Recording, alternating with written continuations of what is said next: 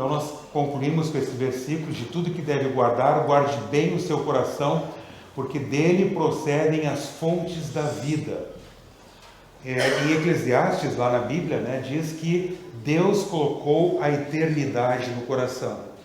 Então a partir das Escrituras, a gente tenta entender um pouco mais, mas sempre é algo tão profundo que a gente só sabe porque Deus revela nas Escrituras a respeito do coração. E você conhece o coração na medida que você percebe as reações do coração, aquilo que o coração produz. Por isso Jesus diz: pelos seus frutos vocês os conhecerão, né? E então, pelos frutos podemos saber da raiz da árvore. Então, raiz de árvore é uma outra expressão bíblica também para falar daquilo que é a essência, que é o coração, tá? Então, o coração é o nosso eu em essência. Precisamos da espada afiada dos dois lados, a palavra, para compreender o coração. Você lembra lá que Hebreus 4:12, né, o autor de Hebreus, o escritor de Hebreus, ele diz que a palavra de Deus é como a espada de dois gumes, né, afiada dos dois lados, que penetra ao mais íntimo, ao mais profundo ser humano, ao ponto de discernir os propósitos e as intenções do coração. Então, Deus usa a sua palavra para isso. Então, Klaus Dieter Schultz, no livro Teologia Antropológica e Pecado, que é o livro que ele lançou no ano passado, ele diz que o coração é o centro ou sede dos sentimentos, volição e intelecto. Então, é aquilo que a Bíblia diz, a fonte de todas as coisas. Ele cita também um outro autor, onde ele diz: o centro de todas as emoções, vontade e pensamentos.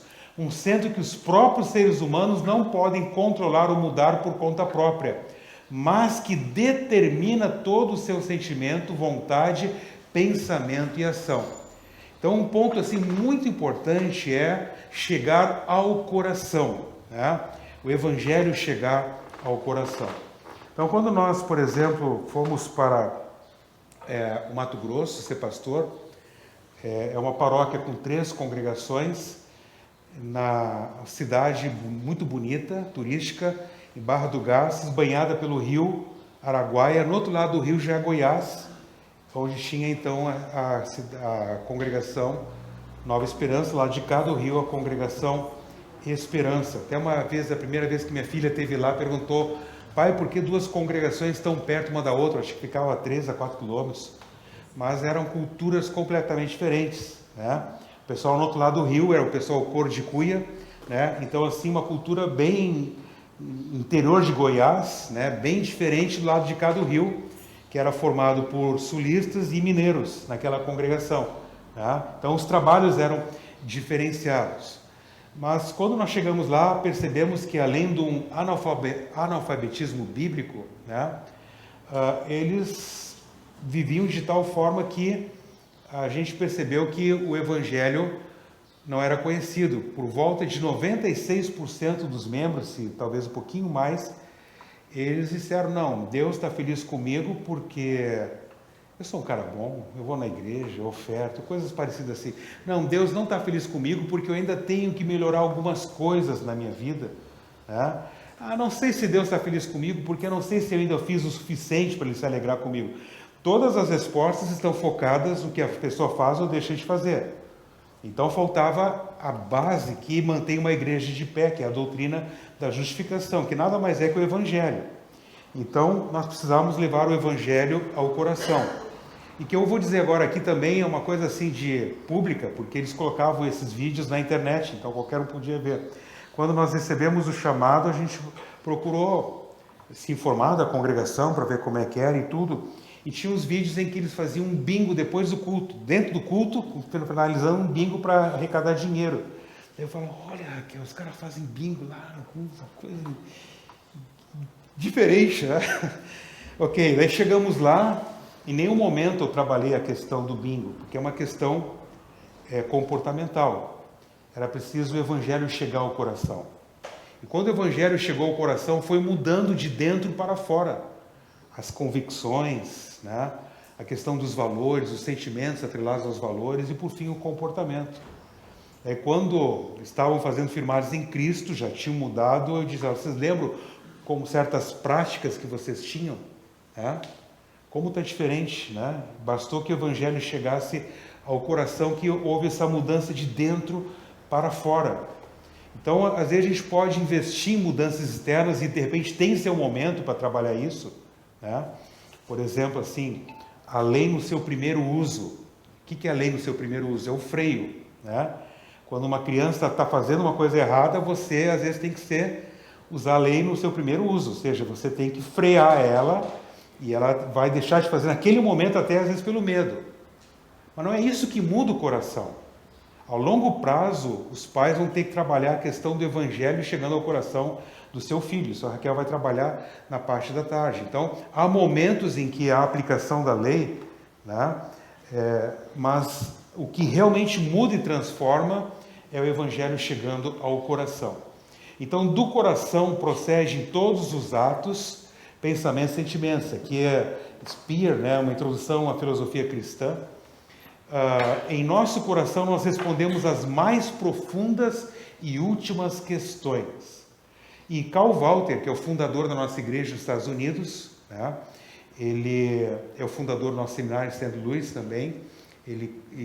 Um livro bem conhecido, especialmente entre os pastores, é A Correta Distinção entre Lei e Evangelho. Ele coloca no livro que o âmago do ensinamento de Lutero, conforme Karl Walter expõe aqui, ele diz: Cristo quer nos tornar piedosos, começando pela raiz. A ideia de raiz que ele fala lá nessa tese que ele trabalha é a ideia do coração. Então, piedade, o que é piedade? Piedade é uma expressão bíblica para que fala de relacionamento com Deus, né?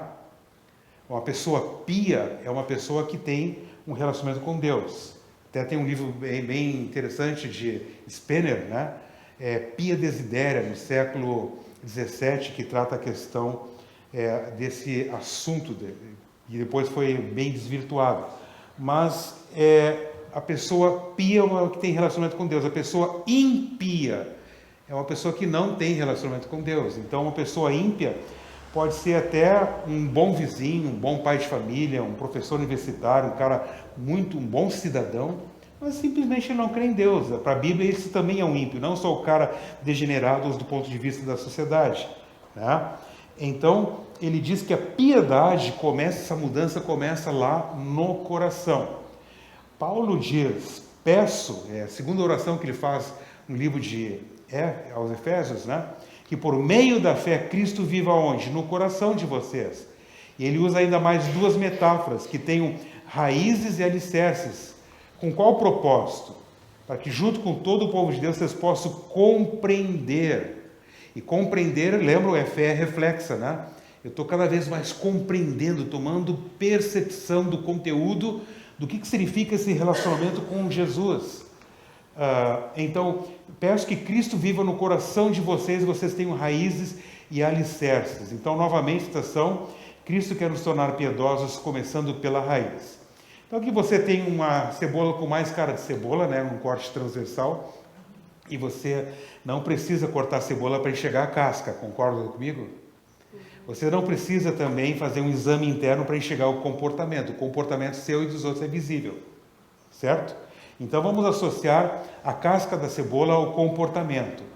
E o miolo da cebola é uma metáfora, uma ilustração, né? Não existe ilustração perfeita. Vamos pegar o ponto central aqui de comparação. O miolo da cebola, vamos dizer que é o coração. Você só enxerga se fizesse corte transversal, se cortar a cebola, né? E o coração responde perguntas como essa: por que você faz o que faz? Porque essa pergunta indica o motivo que te leva a fazer o que você faz. O que é motivação? É o motivo mais a ação. A motivação é o resultado do motivo operante no teu coração, tá? Então, pegando aqui a cebola aqui em 3D, né, do Eugênio Bankowski, você tem essas várias camadas. Vamos tentar entender.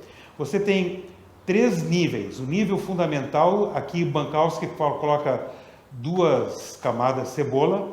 No nível de avaliação, ele coloca 1, 2, 3 camadas, né?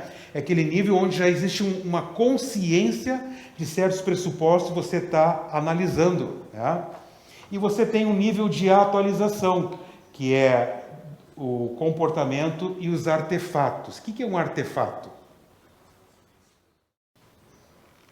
Por exemplo, vai um sítio ecológico, né? Arqueológico, e daí acham artefatos, né? Dejetos lá, e daí com aqueles artefatos os arqueólogos conseguem estudar ou descobrir qual é a cultura daquela civilização que eles escavaram, não é mesmo? Então, os artefatos é o resultado da visão de mundo de uma pessoa, de um grupo.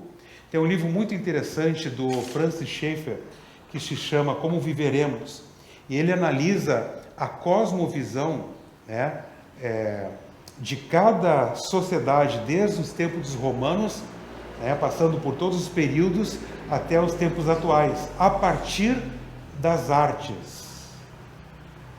Vocês lembram, um tempo atrás, que deu um bafafá no Brasil a respeito daquele tipo de arte do museu, acho que é Museu Quer, né? E também alguns quadros, me perdoem aqui, mas passou isso até na televisão, né? Alguns quadros com orifícios anais e outros tipos de artes assim que alguns diziam, pô, isso não é arte, né? Mas em certo sentido é arte. Aquele tipo de arte expressa a visão de mundo daquelas pessoas, não a minha, né? Como eles enxergam o mundo. Então, por meio daquilo que é palpável, que fica assim visível, você pode chegar à conclusão do porquê isso foi produzido, qual é a visão de mundo dessas pessoas. E o nível de atualização, ele faz o lance com o aspecto externo com o aspecto interno.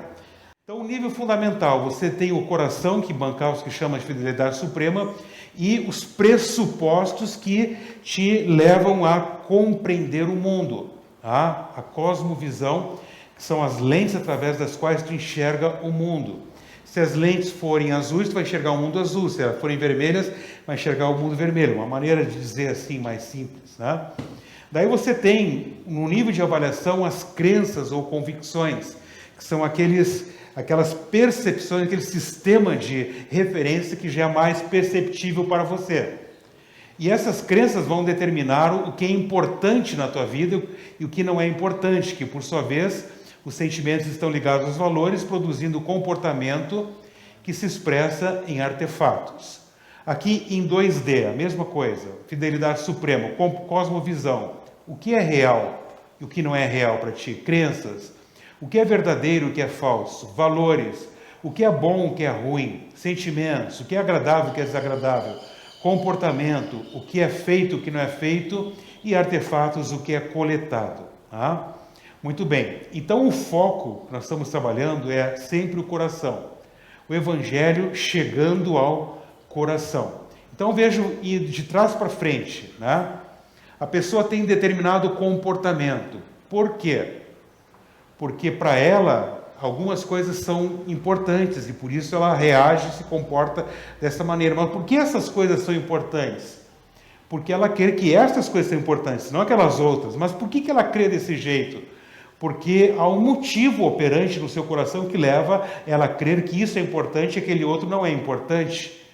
E esse motivo responde à pergunta: por que eu faço o que faço? Em outras palavras, Walter está dizendo, Cristo quer nos tornar piedosos, começando pela raiz. Então nós vamos aqui, alguns já fizeram esse trabalho no Firmados em Cristo, mas nós vamos passar assim mais panoramicamente e lembrar alguns pontos aqui para vocês. Vocês lembram o que aconteceu em Atos 8, 1 a 3 e Atos 9? Não? Bom, Atos 8, 1 a 3 fala de um certo sujeito que tinha uma gana tremenda contra a igreja e começou a perseguir a igreja logo depois do apedrejamento de Estevão, o primeiro mártir. Vocês lembram o nome do cara? Saulo na ocasião, né? Saulo ou Paulo é a mesma coisa. Então, como é que é o nome da Raquel aqui no Brasil? Raquel. Como é que ele chamava Raquel nos Estados Unidos? Rachel. Mas é o mesmo nome. Paulo e Saulo, o mesmo nome. Mas depois que ele começou a trabalhar entre os gregos, entre os helenistas, né? O Saulo foi chamado de Paulos. Muito bem. Então você percebe aqui a visão de mundo de Paulo. Ele era um fariseu, muito fanático, como ele mesmo vai dizer depois. E o que ele fazia? Eu particularmente acho que ele foi sincero no seu fanatismo. Porque ele talvez conhecia as histórias do Antigo Testamento e viu quantas vezes reis do Antigo Testamento e profetas fizeram vistas grossas para heresias que entravam dentro do judaísmo. E agora, na cabeça dele, estava vindo uma heresia chamada o caminho. E ele diz, não, se eu fizer vistas grossas, vou ser associado àqueles reis, àqueles profetas que foram infiéis a Jeová, eu tenho que lutar contra esses caras. Era a visão de mundo dele, mas isso expressava muito a respeito do coração. Em Atos 9, você vê quando Cristo o encontra no caminho para Damasco, e ele é convertido. Tá? Então, Filipenses 3, 4 a 16 é um texto que ele faz referência àquilo que aconteceu no passado. É muito interessante. Então, vamos compreender um pouco mais aqui. Começando com o nível fundacional. Começando com o coração. A pergunta, considerando esses dois textos aqui, como estava o coração de Paulo antes de ser convertido, na sua opinião? Antes de Cristo encontrar no caminho? Ímpio, sem relacionamento com Deus, apesar de ele achar que ele estava servindo a Deus. Endurecido. Muito bem, o que mais? Vivia pela razão. Vivia pela razão, né? Exatamente. E ele, como um fariseu, ele conhecia as Escrituras. Qual era a Bíblia que ele lia? O Antigo Testamento, era a Bíblia que tinha na ocasião, né? Muito bem. De que forma ele enxergava o mundo? Vamos nos colocar no ponto de vista dele como um fariseu. Então ele enxergava o mundo de uma maneira bastante legalista, tá? Ele enxergava a ideia de que o povo tinha que realmente ser fiel à lei para receber a bênção de Yahweh, de Yahvé, né? Então, nós podemos dizer que o coração de Paulo estava fechado para Jesus, fechado para o Evangelho. Isso está claro, né? Cristo não fazia parte da sua vida até o momento no qual Cristo teve o encontro com ele no caminho para Damasco. E daí você lembra o que aconteceu, gente? Ele foi levado, né, as pessoas que estavam com ele, porque ele ficou cego, né, até ele ficou daí na rua direita, lá num determinado local, e daí Deus mandou Ananias vai lá se encontrar. Paulo já estava 3 dias sem comer, sem beber. Eu, particularmente, a Bíblia não diz, né? Isso é uma opinião minha. Eu acho que aqueles 3 dias a mente dele estava a mil, assim. Cara, onde eu coloco Cristo, né? Claro, agora está fazendo sentido. Isaías falou, Jeremias, tudo começou a fazer sentido. O Antigo Testamento, porque agora ele tinha encontrado o quê? Veja o seguinte aqui, ó. Lembra que ele pede a Deus, né, para que Cristo viva no coração dos cristãos de Éfeso, né? Então, nós podemos dizer o seguinte, qual era a cosmovisão de Paulo?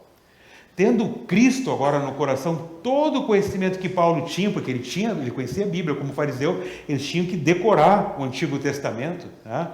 Começou a ser reorganizado. A lei e os profetas eram o fundamento.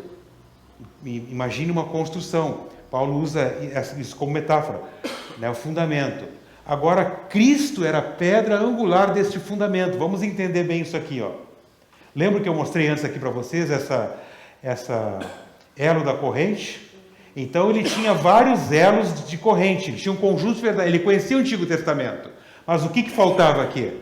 Ele conhecia o fundamento. Conhecia. Mas faltava o quê? A senha, a chave para entender as Escrituras. E qual é essa chave? Olha lá. Cristo Jesus. Então, Cristo Jesus, ele vai falar o quê? Olha aqui que ele vai falar aqui, ó. A lei e os profetas eram o fundamento, e Cristo é a pedra angular. Quando é que ele diz isso? Em Efésios 2:20, vocês são como edifícios, estão sendo construídos sobre o alicerce que os apóstolos e os profetas colocaram. E a pedra fundamental, pedra de esquina desse edifício, é o próprio Jesus. Tá? Então você pode até conhecer a Bíblia, né? Por exemplo, o Guaciara estava comentando a respeito de um movimento, né? A respeito de uma pessoa que pegou a estrutura da Bíblia, mas tirou Deus de fora, e está fazendo sucesso. Quando estava vindo de carro para cá, a Raquel estava ouvindo um vídeo, eu estava ouvindo lá no carro, né? E daí, você já conhece aquele filósofo chamado Karnal? Né? E ele agora está oferecendo um curso, né? Um curso relacionado o Ocidente ao que é o Ocidente por causa da Bíblia. Então ele está oferecendo um curso para você conhecer a Bíblia, né? E daí ele vai fazer toda uma isagoge e exegese de cada livro da Bíblia para você conhecer. O cara é ateu declarado. Então ele pode até conhecer a estrutura, como Paulo conhecia, mas se não tiver a pedra angular, não tiver Jesus, ele não tem Deus. Se não tiver Jesus, ele pode conhecer, mas não vai compreender, porque o próprio Paulo diz que o homem natural não compreende essas coisas porque eles são loucura. Ele só pode entender na medida que ele tiver o Espírito Santo. Então, precisamos de Cristo para entender a Escritura.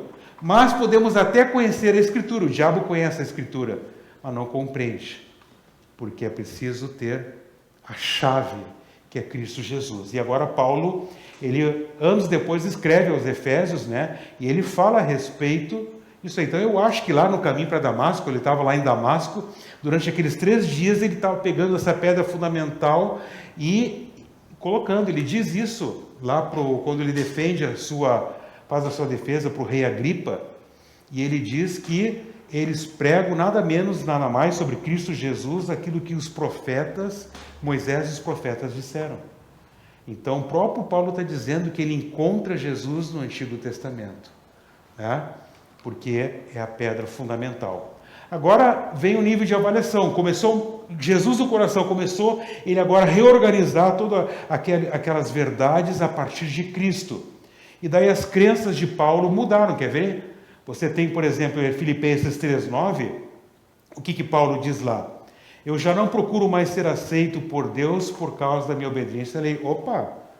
Antes ele cria que ele era aceito por Deus porque ele seguia a lei direitinho. Ele era um fariseu que procurava ser muito zeloso, como ele mesmo diz.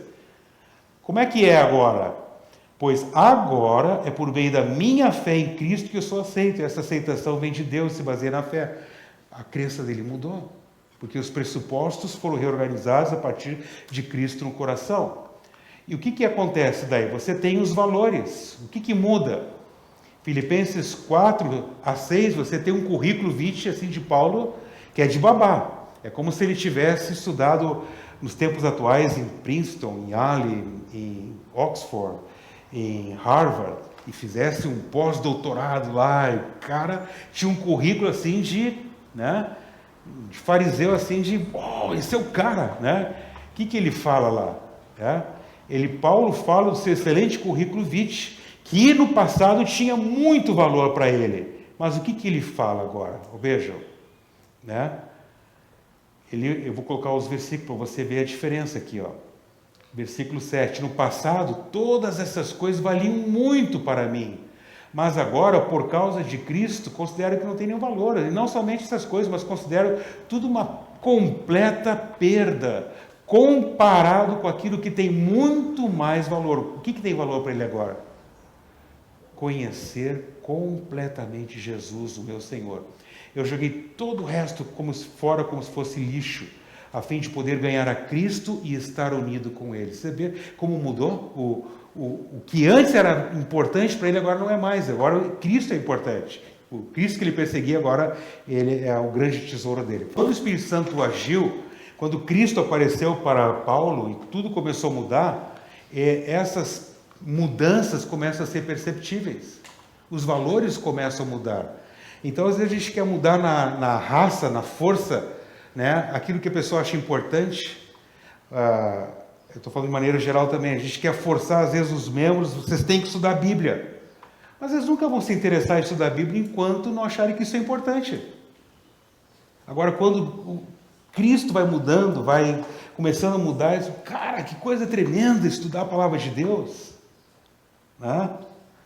Quando teve um senhor do exército, né, lá em Aragarças, pastor, se mais em Cristo, 20 semanas, é muito tempo. Né? Mas vamos fazer, disse para ele. Na 14ª lição, ele entendeu o que é o Evangelho. Deu clique. Daí eu falei para ele, você viu? Já pensou se tivesse só 5 lições, você não ia entender. Tem 20, na 14ª você entendeu. Então, a gente trabalha muito ali com os, quem já viu, às vezes repete muitas coisas, de propósito, né? Água mole em pedra dura, tanto bate até que fura. Então, agora os sentimentos de Paulo. O que ele diz? Filipenses 3,10, né? Ele fala o seguinte: tudo o que eu quero é conhecer Cristo e sentir em mim o poder da sua ressurreição. Quero também tomar parte nos seus sofrimentos e tomar como ele na sua morte. Você tem em Filipenses 4, ele diz, aquele conhecido versículo aqui na linguagem de hoje, né? Aprendi o segredo de me sentir contente em todo lugar, em qualquer situação, quer esteja alimentado ou com fome, quer tenha muito ou tenha pouco. Com a força que Cristo me dá, posso enfrentar qualquer situação. Você lembra, ele escreveu essa carta aos Filipenses, você lembra como começou a igreja lá em Atos 16? Ele estava preso, ele e Silas na prisão, tinham sido açoitados, chicoteados, estavam amarrados, bem firmes, estavam, em certo sentido, sentindo dor, e diz o texto bíblico que eles cantavam louvores a Deus. Como é que os caras conseguem cantar louvor a Deus naquela situação? Porque o tesouro de Paulo estava com ele. Se o tesouro de Paulo era ser um cara livre, ele ia estar chorando as pitangas lá, né? Ele ia estar muito arrasado, muito triste. Mas ele disse, ok, está difícil, está doendo, a chicotada está doendo. Tanto é que o carcereiro teve que depois passar uns remédios lá para Paulo e Silas. Mas tudo bem, eu tenho Cristo. E por que eu não posso estar contente em toda e qualquer situação? Estou com fome, a barriga está roncando, pô, é chato pra caramba. Pô, mas tem um Cristo, tudo bem. Pô, que baita refeição maravilhosa, né? Na escassez, na fartura. Então, os sentimentos de Paulo agora estão atrelados ao grande tesouro que é Cristo Jesus. E isso, obviamente, resultou num comportamento diferente para Paulo, né? Então, você lembra que Paulo agora, ele sabe que foi conquistado por Cristo, né? E ele quer, então, permanecer no alvo. Ele quer permanecer firme, não para ser salvo, mas porque ele quer esse Cristo cada vez mais, né? O comportamento de Paulo, por exemplo, ao sofrimento, veja como tudo muda, e de perseguidor a perseguido da igreja. E qual é o artefato que Paulo deixa? Qual o artefato que Paulo deixa? Que é palpável, concreto. Exatamente, as cartas, epístolas lá, esses artefatos você pode conhecer quem é Paulo, ele se expõe, né? Você pode conhecer a maneira de Paulo pensar, os valores de Paulo, você pode conhecer. Então os artefatos são aquilo que Paulo deixou registrado, suas cartas, seus livros. Muito bem. Então, você vê o seguinte, né? Estamos falando do coração, estamos falando do Evangelho chegando ao coração. Ok. Cristo quer nos tornar piedosos, diz Walter, novamente, começando pela raiz. De tudo que deve guardar, guarde o teu coração, guarde bem o seu coração, porque dele procedem as fontes da vida. Agora aqui eu vou montar uma historinha, né? A gente sabe que é uma historinha escrita num aconselhamento, o negócio é muito mais nuances, mas só para a gente entender mais, assim, uma ideia bem periférica, assim, a questão dessas camadas. O pastor, então, o José foi procurar o pastor, certo? José, por que você me procurou? Como posso ajudá-lo? Eu procurei você, pastor, porque eu vi a sua mensagem.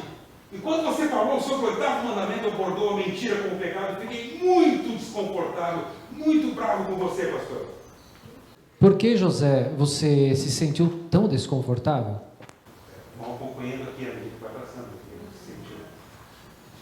Pastor, eu trabalho vendendo pneus. Vivemos em um capitalismo selvagem. Se eu não mentir sobre a qualidade do produto que vendo, vou perder a competição para os outros. É por isso que eu fiquei furioso com o que você disse. Pastor, você parece que vive, é muito insensível, vive uma bolha. Eu entendo que o sucesso no seu negócio é muito valioso para você. Por que essa área é tão vital que você se sente ameaçado pela minha mensagem? Porque se eu não conseguir bons negócios vendendo meus produtos, não poderei sustentar minha família. Minha esposa e meus filhos são meus maiores tesouros. Por eles eu farei qualquer coisa, até mesmo mentir. A família é um grande tesouro que Deus nos dá e seu zelo em cuidar da sua família é louvável. Também vejo que você não está considerando Deus nessa equação. Por que você acredita que Deus não seria relevante nessa situação? Porque eu acho que Deus deveria ficar na igreja.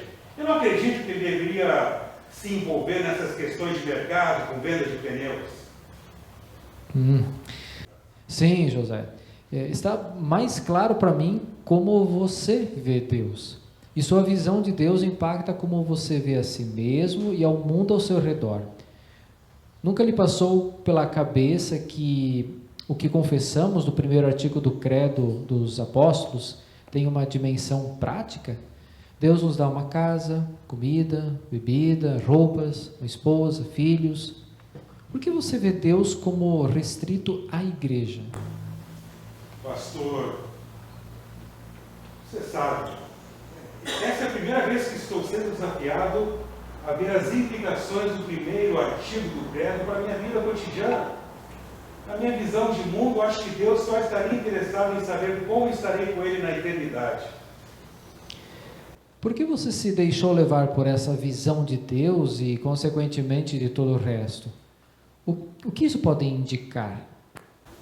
Pastor, eu acho que, no fundo, eu quero que as coisas sejam do meu jeito. Eu percebo que fico muito bravo quando as coisas não saem do jeito que eu quero. Estou percebendo que eu quero ter o controle sobre tudo e todos, inclusive Deus. Eu acho que não confio em Deus como deveria. José, você se lembra do que Jesus disse sobre o cuidado de Deus com as aves do céu? Elas não trabalham e Deus as alimenta. Deus veste os lírios dos campos. Ele disse que valemos muito mais que as aves e os lírios dos campos. Não precisamos nos preocupar porque Ele cuida de nós. O salmista diz que Deus sustenta os seus quando dormem, ou seja, o sustento não depende do trabalho, mas de Deus. Você percebe que seu desejo de controlar as coisas para conseguir o que quer nunca lhe trouxe paz? Certamente a dúvida sempre reina. Será que vou conseguir? Este Deus te convida a descansar nele, porque ele já provou que te ama lá no alto da cruz. E mesmo que você não consiga vender seu produto como gostaria, você pode experimentar como Deus cuida dos seus em meio às pressões e problemas da vida. Porque Ele é Deus, só Ele tem o controle de tudo. É bem superficial, claro que uma conversa, e às vezes não se estende por temas, vejo, a ideia que era bem simples, de colocar de maneira bem simples, mas como você vai, né, do comportamento dele chegando até aquilo que realmente está a real questão, né? Quando ele diz, ok, eu acho que eu quero ter tudo sob controle. E por isso ele ficou com raiva quando alguém, de alguma forma, né, sem saber até, trouxe certo questionamento à ideia de que ele não poderia se usar de todas as formas, como nesse caso a mentira, para que ele pudesse realmente ter o controle ou chegar naquilo que ele queria, que era o sustento. Lutero, ele diz no Catecismo Maior o seguinte: pergunta e examina teu próprio coração miudamente, em detalhes. Descobrirás então se apega ou não com Deus apenas. Então Lutero nos mostra a importância de fazermos isso que o pastor fez, e que cada um de nós pode fazer também, esse autoexame, né? No sentido de, ok, por que eu estou me sentindo assim? Por que eu estou reagindo assim? O que é tão importante para mim que eu estou disposto a agir desta maneira? Então você tem o comportamento, os artefatos. A pergunta é, Qual é o padrão comportamental e verificável que o grupo costuma apresentar? Aqui agora vamos trazer isso para um grupo, que é o conjunto de pessoas que se identificam como grupo porque costumam ter a mesma cosmovisão, mesmas crenças, valores que refletem comportamentos parecidos. Os sentimentos, que tipo de emoções as pessoas do grupo costumam expressar, valores. Quais os aspectos mais importantes para o grupo? Crenças, convicções. Que crenças ou convicções estão por trás daquilo que o grupo mais valoriza? Cosmovisão. Quais são os pressupostos que baseiam as convicções e valores do grupo? E pelo que as pessoas do grupo vivem. Pelo que as pessoas estão dispostas até mesmo a pecar para conseguir o que desejam. Tiago 4, 1 e 2. Vamos abrir nossas Bíblias, por favor, em Tiago 4, 1 e 2. De onde vêm as lutas e as brigas entre vocês? Elas vêm dos maus desejos que estão sempre lutando dentro de vocês. Vocês querem muitas coisas, mas como não podem tê-las, estão prontos até para matar, a fim de consegui-las. Vocês as desejam ardentemente, mas como não conseguem possuí-las, brigam e lutam. Não conseguem o que querem porque não pedem a Deus. Muito obrigado. Então veja o que Tiago está dizendo. Que todo conflito não tem a causa externa, mas a causa está no coração, os maus desejos que lutam lá dentro. A causa externa pode ser até a tentação, né? Pô, eu agi dessa maneira porque você me tirou do sério. Não, você foi a tentação. Eu decidi agir dessa maneira por causa dos desejos do meu coração. O que Paulo diz em 1 Coríntios 10, 13? Que você nunca vai ser tentado além das suas forças. Nunca vai poder dizer, oh, Deus, aquela tentação teve jeito, aquela eu tive que pecar. Deus diz, não. Eu nunca vou permitir que você esteja pressionado por uma situação que não tenha outra opção a não ser pecar. Se você pecou é porque você quis pecar. Então a circunstância externa pode ser a pressão. Imagine o seguinte, você tem um balde com tinta azul. Você mergulha uma esponja lá dentro. E você tira a esponja e espreme a esponja. O que vai sair de dentro da esponja? Tinta azul. Então você tem duas maneiras de ver isso. A razão da tinta azul sair e a razão de sair tinta azul. Parece que é a mesma coisa, né? A razão da tinta azul sair e a razão de sair tinta azul. A razão da tinta azul sair é porque a esponja foi pressionada. Se você não pressionasse, a tinta continuaria lá dentro. A razão de sair tinta azul é porque tinha tinta azul lá dentro, não Coca-Cola. Certo? Muito bem. Então Deus está dizendo o que em 1 Coríntios 10, 13? Que você vai passar por dificuldades, que elas vão te pressionar. E quando elas te pressionarem, o que vai sair de dentro de ti? Aquilo que estiver lá dentro de ti. Tá? Então, às vezes, Deus permite que uma pessoa muito chata, seja teu colega de trabalho, teu vizinho. E diz, Deus, por que tu permitiu essa pessoa tão chata na minha vida? Ué, eu já sei que está no teu coração, mas eu quero que tu perceba o que vem para fora quando você está convivendo com essa pessoa. Vamos trabalhar esse aspecto da tua vida?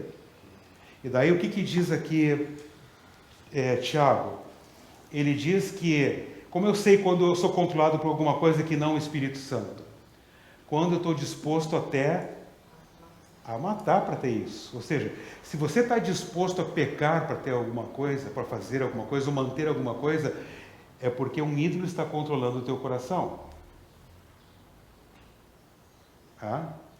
Então eu desejo isso ardentemente.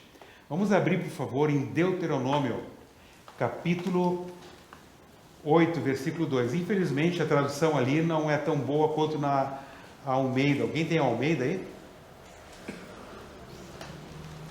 Alguém tem Almeida? Tu tem?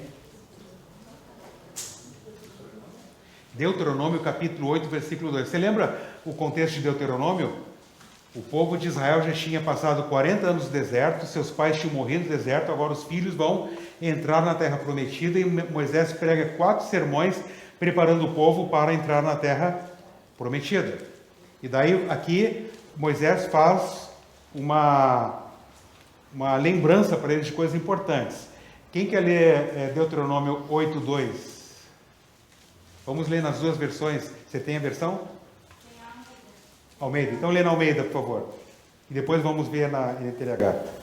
E te lembrarás de todo o caminho pelo qual o Senhor, teu Deus, te guiou no deserto esses 40 anos, para te humilhar, para te tentar, para saber que o que estava no teu coração, e se guardarias dos seus mandamentos ou não. Sabe o que Deus está falando ali? Que tudo que eles passaram no deserto para saber o que estava no coração dos israelitas. Vamos ver o mesmo versículo na NTLH. Lembrem como o nosso Deus guiou vocês pelo deserto esses 40 anos. Durante essa longa caminhada, Deus os humilhou e os pôs à prova para saber se estavam resolvidos ou não a obedecer aos seus mandamentos. Bem, aqui na NTLH fala estar resolvido a obedecer aquilo que no hebraico fala lev levav, que é a questão do coração. Então, a Almeida é mais fiel ao original. Vem cá, a pergunta é, Deus não sabia o que estava no coração dos israelitas? Sabia. Mas Deus quer que eles percebam. Os que vêm, você pode ler depois, né? Deus diz, por meio de Moisés, as sandálias de vocês não gastaram. As sandálias não gastaram. As roupas não gastaram. Vocês tiveram maná, as codornizes. Tiveram o que precisa. Vamos tentar se colocar no lugar do povo de Israel. Me diz um prato que você gosta muito de comer. Macarrão. Já pensou você comer macarrão durante 40 anos, ser o único cardápio? Acho que lá pelas tantas você ia enjoar, né? Durante 40 anos, o corpo deles teve os nutrientes que precisava. Mas foi o mesmo cardápio, gente. Maná e codornizes. Né? Pô, é diferente. Durante 40 anos, agora as senhoras aqui assim, né, chega para o seu marido, pô, meu bem, eu vi que meu vestido não se gastou. Mas é o mesmo vestido azul de 40 anos, eu não aguento mais usar esse negócio aqui. Né? Então, assim, eles tinham o que precisavam, mas não tinham o que desejavam. Daí você vai ver nos versículos seguintes, Moisés diz, né? Agora vocês vão entrar na terra prometida. Cara, lá vai ter tudo do bom, do melhor. Vocês vão ter carruagem 0 quilômetro na garagem, porque vocês vão ficar ricos. Vai ter tudo de bom. Mas quando estiverem lá, que vocês não esqueçam que foi Deus quem deu essas riquezas. E que no coração de vocês esqueçam Deus. Você percebe que o cenário muda? Ora o cenário é o deserto, ora é a terra prometida, mas o foco é o mesmo. Qual a postura do teu coração? No deserto, tu vai ser tentado a murmurar contra Deus, porque falta aquilo que você queria. Na terra prometida, você vai ser tentado a ser ingrato e esquecer que é Deus quem está por trás das riquezas. O cenário muda, mas o foco é o coração. E esse é o padrão da Bíblia. Ela leva a focar o coração naquilo que Lutero disse, né? Pergunta e examina teu próprio coração humildemente. Descobrirás, então, se apega com Deus ou se você está se apegando a um falso Deus, como Lutero trabalha na sequência, né? Então veja o seguinte aqui, Deus se revela a nós por meio da Escritura, né?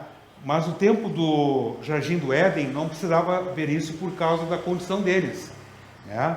Estavam em glória, não tinham pecado, então podiam andar, passear com Deus todos os dias pelo jardim, e Deus dizia para eles como as coisas eram. Quantas daquelas conversas, Deus me explica o seguinte, né? Como é que tem um livro fantástico, gente, fantástico, do Adalto Lourenço, infelizmente ele faleceu recentemente. O livro se chama Gênesis 1 e 2. E ele começa a trabalhar Gênesis e tu percebe detalhes que às vezes a gente passa despercebido e mostra como era, por exemplo, a sociedade pré-dilúvio, né? A tecnologia que eles tinham, o conhecimento incrível que eles tinham. Muitas dessas coisas certamente vieram desses papos, dessas conversas com o próprio Deus, que mostrava ao ser humano quem eles eram e qual era o propósito da vida deles. Eles foram chamados para encontrar sentido na vida a partir do maravilhoso conselheiro, até que eles deram ouvidos para um falso conselheiro. E este falso conselheiro levou Adão e Eva a enxergarem Deus de maneira errada, e por isso as coisas deram errado. Eles deveriam ouvir as palavras de Deus, mas resolveram ouvir as palavras do falso conselheiro. E nós conhecemos a história e conhecemos as consequências e a morte que se tornou presente na vida do ser humano. Então você tem a tentação do ser humano aqui em Gênesis 3, 1 a 6, e você lembra que o primeiro passo do diabo foi colocar a dúvida: será que foi isso mesmo que Deus disse? Será? Ele não muda o padrão até hoje, né? Aquilo que você tem como verdade, ele coloca como dúvida. E daí depois ele diz: não, vocês não vão morrer coisa nenhuma, está chamando Deus de mentiroso. Mas tem uma sutileza muito interessante ali. O diabo diz que é como se Deus estivesse escondendo o jogo. Olha, Deus sabe do negócio seguinte, olha, o dia que vocês comerem, vocês vão ser como Ele. Por isso que ele não quer que vocês comam. Tente imaginar, a confiança que Adão e Eva tinham em Deus começou a ser minada. Eles começaram a ficar em dúvida. Pô, mas então esse Deus não é tão confiável assim? E quando eles começam a ficar em dúvida a respeito de Deus, o passo para pecar é um pulo. Então você lembra, por exemplo, quando Jesus foi tentado, primeira tentação? Pô, Jesus, você ouviu ali há uns 40 dias atrás que você é o filho amado do Pai, aquela voz te falou. Mas que pai é esse que te deixa com fome 40 dias? Que é isso, Jesus? Esquece isso aí, vai lá e transforma você mesmo essas pedras em pães. Ou seja, a ideia do diabo é sempre nos tirar da dependência do Pai e fazer com que a gente, para isso, enxergue Deus de maneira distorcida. Quem lida com a evangelização geralmente encontra muitas questões entre as pessoas incrédulas. Vocês já ouviram essas questões? Como pode um Deus bom permitir que coisas ruins aconteçam a pessoas inocentes? Não é? E esse tipo de raciocínio leva as pessoas a entender que esse Deus não é confiável, não vale a pena ou não existe. Porque se ele realmente fosse bom e poderoso, ele daria um jeito no sofrimento do ser humano. Tá? Então, o detalhe aqui, quando eles foram tentados, vocês serão como Deus. E este é o problema do ser humano até hoje. O problema do ser humano é querer ser Deus como Deus. Quem de nós não ficou irritado na semana passada por alguma coisa? E o que é a irritação, gente? É um sintoma de que alguma coisa não aconteceu como você queria. Não é verdade? Frustração. Você tinha uma expectativa de um programa, de uma pessoa, de um comportamento, e as coisas não foram como você queria, porque no fundo você quer que as coisas sejam do teu jeito. Esse é próprio da natureza humana, e o diabo estava propondo para Eva e Adão, que eles podiam ser independentes, que podiam viver a vida sem a necessidade de Deus, oferecendo o caminho da sabedoria autônoma, ou seja, aquelas duas grandes mentiras que eu falei para vocês hoje. A mentira da autonomia, eu posso viver do jeito que eu quero, ninguém tem nada a ver com isso, nem mesmo Deus. E da autossuficiência, eu tenho dentro de mim tudo que eu preciso para ser feliz. Tá? Então, isso nos leva à questão da insensatez. Você lembra do Salmo 14, que fala que aqueles que não creem em Deus são como pessoas insensatas. E a ideia de insensato, que você vê essa palavra na Almeida, é uma mistura de arrogância mais ignorância. Arrogância é o cara que se acha. Ignorância é o cara que não sabe das coisas, né? Então, o ser humano não apenas rejeitou o conselho de Deus, mas rejeitou a Deus. Cristo Jesus é descrito na Bíblia como a sabedoria. Adão e Eva rejeitaram não somente a Deus o Pai, mas também a Cristo Jesus, acreditando que podem encontrar em outro lugar o que somente Deus pode oferecer, né? Então agora vem um ponto importante para nós compreendermos mais profundamente o que é pecado. É claro que a Bíblia não fala de coração, alguns momentos fala de coração como órgão que bombeia sangue, né? A via de regra é o teu eu em essência. Mas aqui é uma figura que está apenas expressando que muitas vezes o diabo nos controla pela mente, pelo coração, né? E a definição de Lutero, ele coloca assim, que as Escrituras, a Bíblia, olha para dentro do coração, lá no fundo do coração, a raiz e fonte de todos os pecados. ele compreendeu que o principal e real pecado é a incredulidade, que é o desprezo a Deus. Isso acontece quando a pessoa não teme, não ama e não confia em Deus. O que é temer, amar e confiar em Deus? É o primeiro mandamento, né? A quebra do primeiro mandamento é a raiz de todos os pecados. É o pecado original que pulsa lá dentro do ser humano. Você não precisa ensinar uma criança a ser egoísta, né? Ela já nasce egoísta. Você não precisa ensinar as pessoas a serem avarentas. Elas são, por natureza, avarentas. Elas são autocentradas. Isso é próprio do ser humano. Então, no coração, né, leva ao que? A incredulidade conduz a pessoa a viver não mais para aquele que é a razão de sua vida, mas agora eu vivo para mim mesmo. Isso gera aquilo que nós chamamos de cultura do eu. É próprio do ser humano, né? E que não pode fazer parte da igreja cristã. Eu já participei uma vez de uma igreja como um pastor auxiliar, né, onde algumas pessoas, não todas, algumas pessoas iam para a Santa Ceia e saíam da Santa Ceia e iam direto para casa. Ok, eles têm um compromisso, tudo bem, às vezes acontece, eu vou logo para casa. Mas isso era sempre, eles têm sempre compromisso depois da Santa Ceia, até que o pastor titular conversou com essas pessoas e disse, não, a gente não gosta desse negócio de ficar reunido depois, conversando com as pessoas, eu estou aqui só para ganhar a Santa Ceia e ir embora.